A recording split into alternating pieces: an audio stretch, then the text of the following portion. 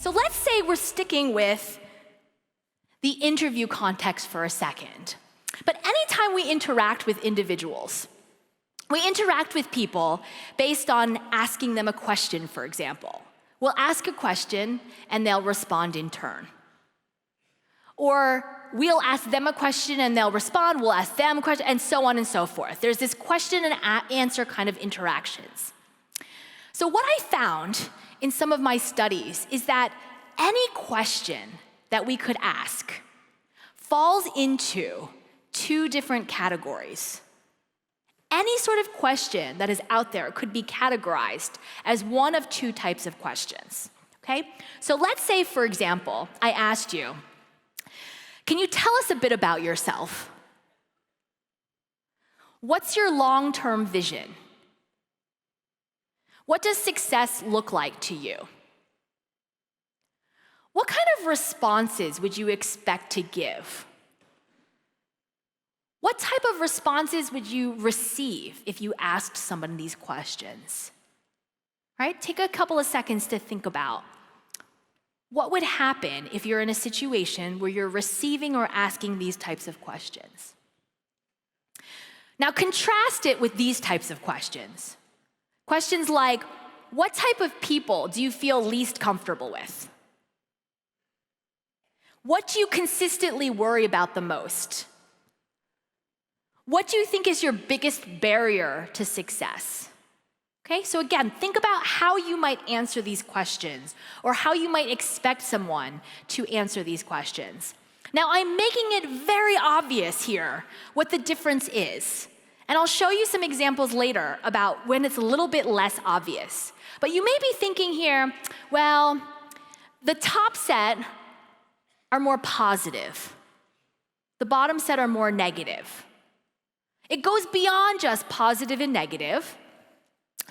You might be thinking, the top set are more embracing. The bottom set are a little bit more arm's distance. Right? We're getting a little closer.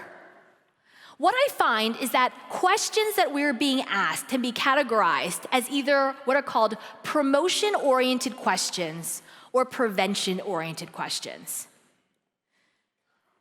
Questions that we receive from clients, questions that we're asking in interviews, questions that we get from our spouse. Promotion-oriented questions are questions that are about the opportunity, how big you could take something, the vision behind something. Prevention-focused questions are questions that are much more about the risks, the obstacles, the constraints behind something.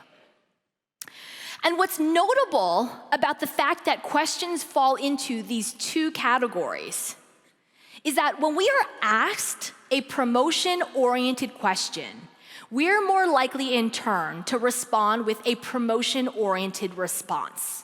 And vice versa. When we're asked a prevention-focused question, we're more likely to answer with a prevention-oriented response.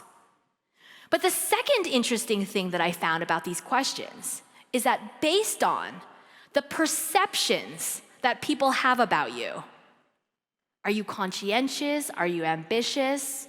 Are you shallow? Are you deceptive? You're more likely to either get asked promotion-oriented questions or prevention-focused questions.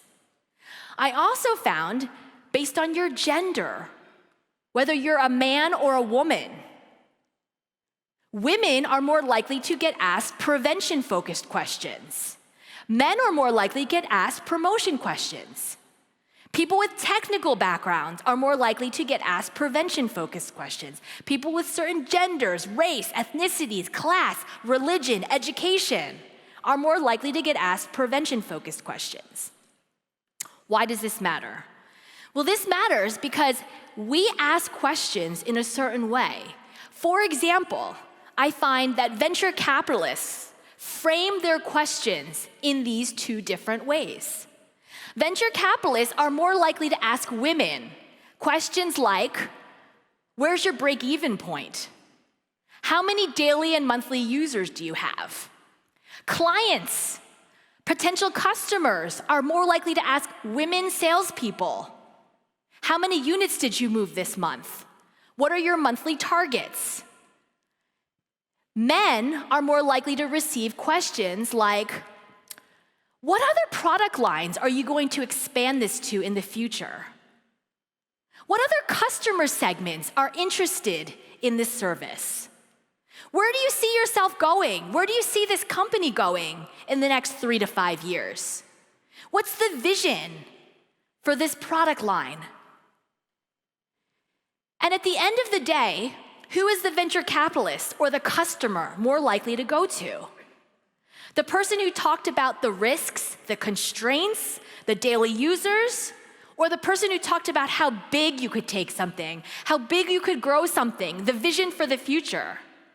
Overwhelmingly, the investors, the clients, the suppliers, the bosses, the managers all went with those who were talking and speaking with that promotion orientation.